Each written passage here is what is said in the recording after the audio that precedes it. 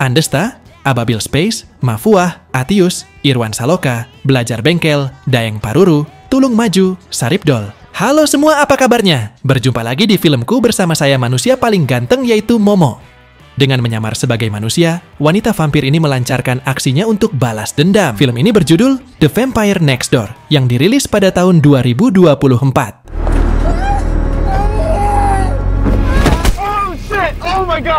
Sebelum pertemuan tersebut, pemuda yang bernama Cameron sedang mimpi basah dengan Diani, yang merupakan gadis incarannya sejak masih SMA, sehingga saat bangun, dia pun merasa kecewa, karena aktivitas cangkul-mencangkul tadi hanyalah mimpi belaka.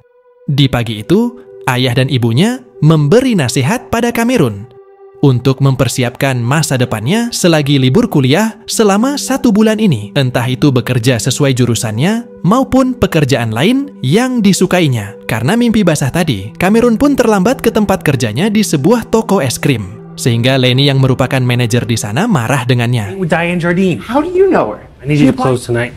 Nope, can't. Kita pun mengetahuinya. Kalau di luar negeri, ada mahasiswa yang menghabiskan waktu liburnya dengan bekerja sebagai karyawan magang, dan salah satunya adalah Cameron. Sementara itu, di area luar rumah Cameron, ada seorang wanita yang memiliki bodi seperti gitar Spanyol dan menjadi tetangga baru Cameron. Kembali ke toko es krim, di mana Lenny memintanya untuk lembur malam ini.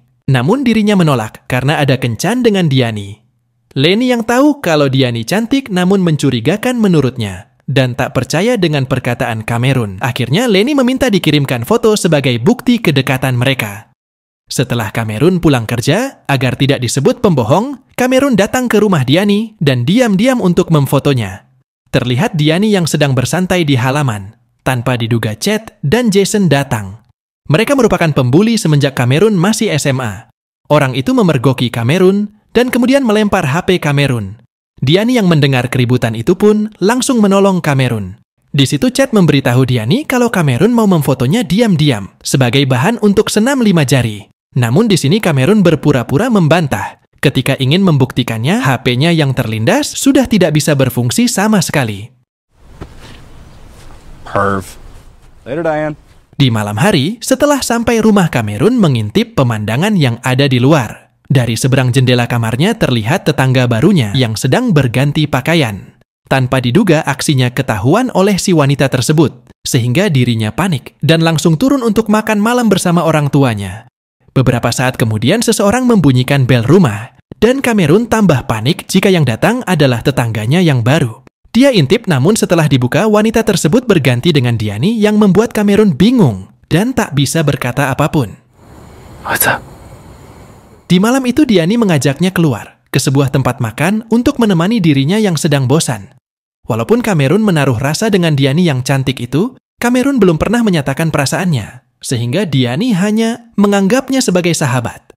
Beberapa saat kemudian, sahabat SMA keduanya muncul, dia bernama Martin, dan Diani melarangnya agar Cameron tidak memanggil Martin. Baik Diani dan Martin, keduanya tampak canggung saat bertemu, sehingga Martin langsung buru-buru pergi. Cameron pun bingung, menanyakan, kenapa dia bersikap begitu?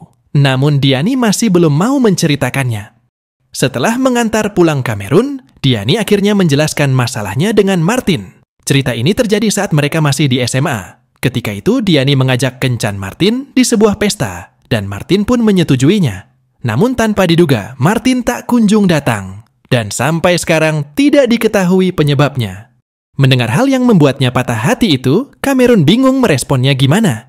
Lagi-lagi di sini Cameron melihat tetangganya kembali menatap, sehingga Cameron langsung masuk ke rumah dan menuju ke kamarnya yang terletak di lantai 2. Namun dia kembali melihat tetangganya itu yang sedang menatap. Saat sedang kebingungan, tanpa diduga Cameron dikejutkan dengan suara wanita dari belakangnya, yang ternyata adalah tetangganya itu. Entah dari mana masuk, tiba-tiba sudah berada di kamar. Wanita tersebut memarahi Cameron karena sudah berani mengintip. Cameron di sini langsung meminta maaf dan mengatakan kalau dia tidak berniat mengintip. Cameron sudah mengaku salah, namun si wanita tetap tidak mau pergi. I need a ride.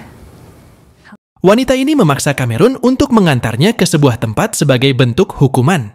Di sini Cameron pun menolak dan mengatakan kalau dia belum lancar menyetir mobil. Akhirnya Cameron menuruti kemauan si wanita tersebut, karena dia diancam akan diadukan soal pengintipan itu kepada orang tua Cameron. We're almost there. Are you gonna tell me where we're going, or? Beberapa menit kemudian, mereka sampai di sebuah pabrik. Dan si wanita yang bernama Victoria itu menyita kunci mobil agar Cameron tidak pulang duluan.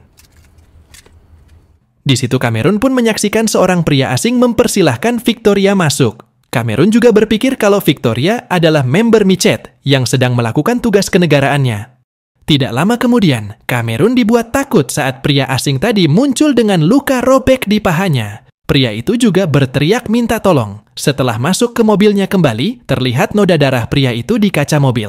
Lalu Victoria muncul dalam bentuk vampir, serta langsung menghisap darahnya sampai mati. Dalam perjalanan ke rumah, Cameron murka dengan apa yang baru saja dia lihat. Namun di sini Victoria hanya tersenyum sambil mengancam akan melakukan hal yang sama jika Cameron menolak perintahnya. You seem stressed out. You don't want to lose my trust. Setelah sampai di rumah, Victoria kembali mengingatkan dengan nada sedikit mengancam untuk mengantarnya lagi besok malam. Lalu memberikan ciuman sebelum pulang ke rumah masing-masing. Keesokan paginya, ayah Cameron memanggil untuk menanyakan noda darah yang ada di mobil mereka. Ketika Cameron ingin menjawab dengan jujur, tanpa diduga Victoria muncul dan memotong pembicaraan tersebut. Lalu di sini juga, dia mengenalkan diri sebagai tetangga baru. Victoria di sini juga membuat cerita bohong mengenai noda darah tersebut. Victoria berkata kalau semalam ada rusa yang menabrak mobilnya, hingga hewan tersebut terkapar. Setelah ayahnya percaya dengan cerita itu, Victoria meminta izin agar Cameron menjadi supir pribadinya untuk sementara, sembari mengenal kota di sini.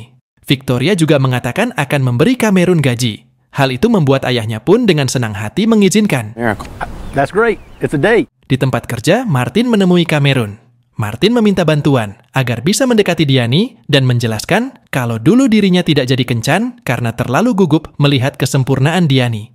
Cameron yang yakin bahwa hubungan itu tidak akan terjadi, langsung menyetujui dan akan melaksanakan permintaan tersebut. Di sini Martin girang setengah mati sambil berjoget layaknya ODGJ. Malam hari pun tiba, sesuai tugas yang diberikan Victoria sebelumnya. Cameron mengantar wanita itu ke sebuah tempat lagi.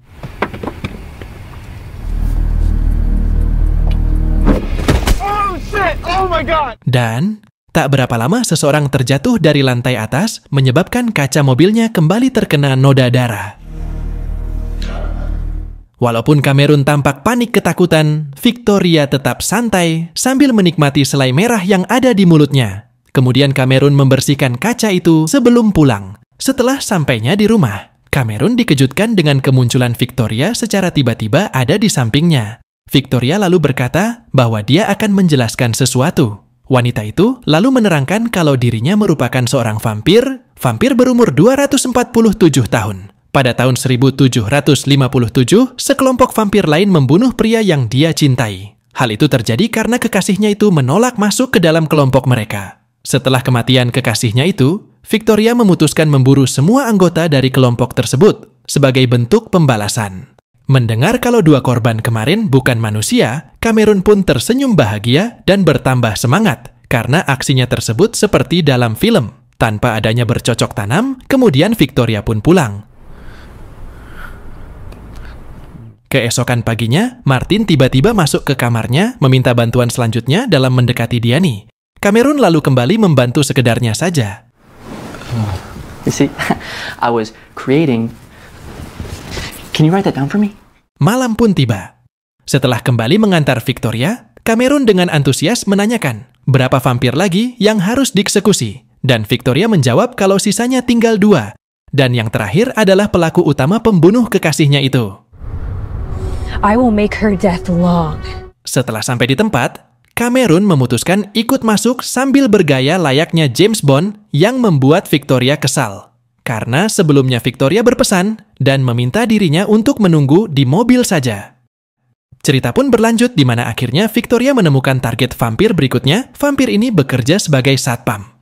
Pria tua itu menyadari kalau dirinya sedang diincar. Saat satpam mengeluarkan pistol, Cameron yang melihatnya pun mencoba untuk menolong Victoria. Sehingga dirinya dijadikan sasaran tembakan. Cameron pun terkapar di lantai, lalu Victoria mengeliminasi vampir tersebut. Cameron pun bangun dan berkata kalau dirinya hanya berpura-pura mati agar Victoria bisa menyerangnya. Namun Victoria malah murka dan menjelaskan aksi tadi sangat bisa membuat Cameron terbunuh. Victoria mengingatkan Cameron kalau Victoria adalah vampir yang memiliki kekuatan super, sementara Cameron tidak.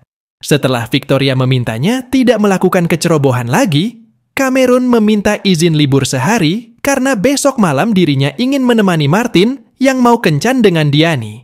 Victoria pun memberikannya izin. Besoknya di toko es krim, Lisa yang merupakan rekan kerja Cameron mengajak Cameron untuk menonton sebuah konser. Namun dia menolak ajakan tersebut. Cameron juga tidak menyadari bahwa Lisa menyukainya. If you need me, I'll be here. Ketika sore setelah pulang kerja, sesuai janjinya dengan Martin dan Diani, Cameron pergi untuk menemani keduanya yang sedang kencan pertama dan menjadi penyambung ketika mereka sedang mengobrol. Saat Cameron ingin pergi, agar keduanya bisa lebih intim, mereka refleks untuk meminta jangan. Karena kalau tidak ada Cameron dipastikan suasana akan sangat canggung. Diani yang juga grogi memutuskan ke toilet, dan tak lama kemudian Victoria yang sepertinya sudah memperhatikan muncul, membantu Cameron yang dari tadi ingin pergi.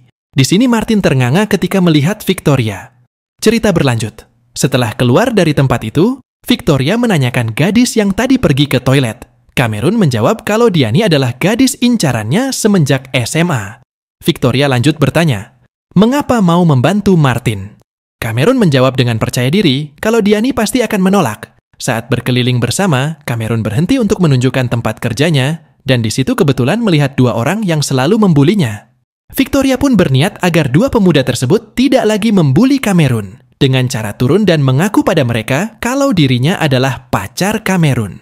Karena jiwa pembuli belum hilang, dia pun mengintimidasi Cameron sehingga Victoria meminta keduanya untuk baku hantam agar masalah selesai hari itu juga. I didn't say anything. Awalnya Cameron jatuh beberapa kali dikarenakan mendapat pukulan di wajahnya. Namun kali ini dia menang. Itu dikarenakan Victoria memberikan arahan untuk menghantam rusuk cat berkali-kali. Oh my god.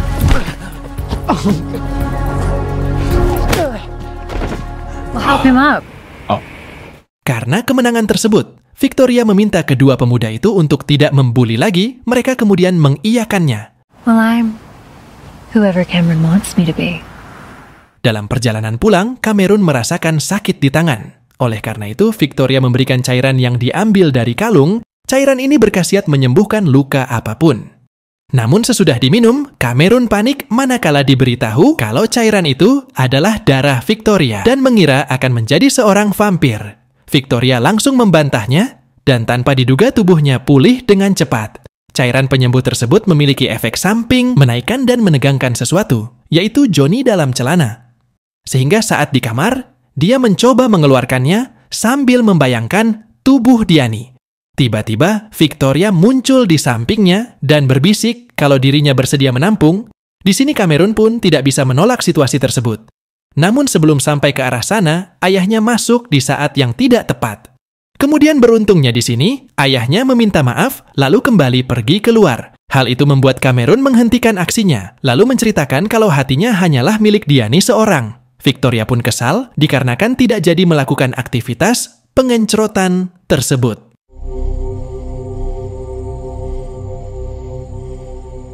Keesokan paginya, Martin kecewa dengan Cameron yang kemarin pergi meninggalkannya sendiri.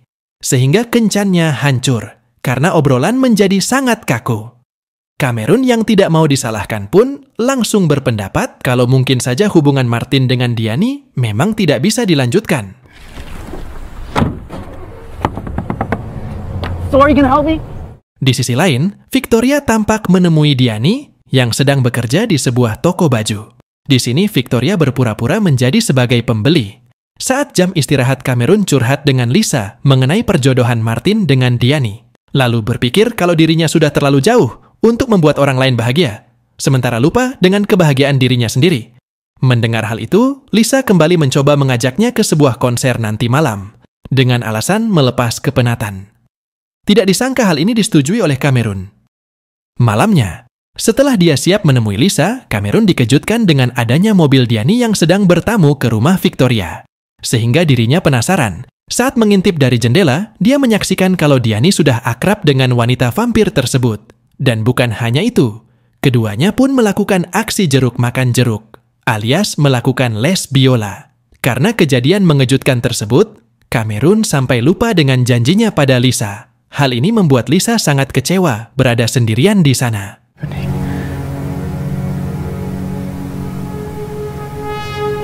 Di pagi harinya, setelah Diani pulang, Victoria mengejeknya dan merasa bahagia karena rencananya membuat Cameron cemburu sudah berhasil. Tanpa diduga, Cameron melawan dengan tidak mau mengantarnya lagi, yang membuat Victoria murka dan mengancam akan menghabisi Cameron jika tidak mengantarnya. Menyadari kalau masalah ini harus segera dibereskan, Cameron memutuskan untuk benar-benar serius menjodohkan Martin dengan Diani agar Diani tidak lagi berhubungan dengan Victoria. Supaya semuanya berjalan lancar, dia pun resign dari tempat kerjanya. Again. Namun tanpa diduga, Lisa memukulnya, karena Lisa sudah dibiarkan menunggu tadi malam. Setelah berada di rumah, ibunya membelikan HP baru yang langsung dia gunakan untuk membantu Martin. Saat Martin nanti mengobrol dengan Diani, mereka memfungsikan earphone, dan Martin disuruh mengikuti semua ucapannya. Oh, how am I gonna explain wearing this all night?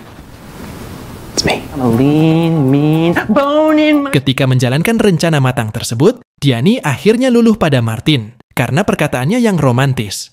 Namun sesudah berada di taman, Diani berbisik ke arah earphone Martin, kemudian berkata kalau Martin sudah dia dapatkan. Setelah itu membuang earphone tersebut.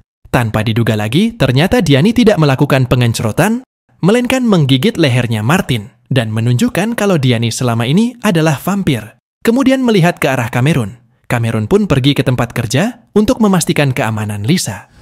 But on a trial basis only. Diani menemuinya dan menunjukkan kalau Martin masih hidup. Kemudian memberikan alasan menggigit karena Martin sangat menginginkan kekuatan besar.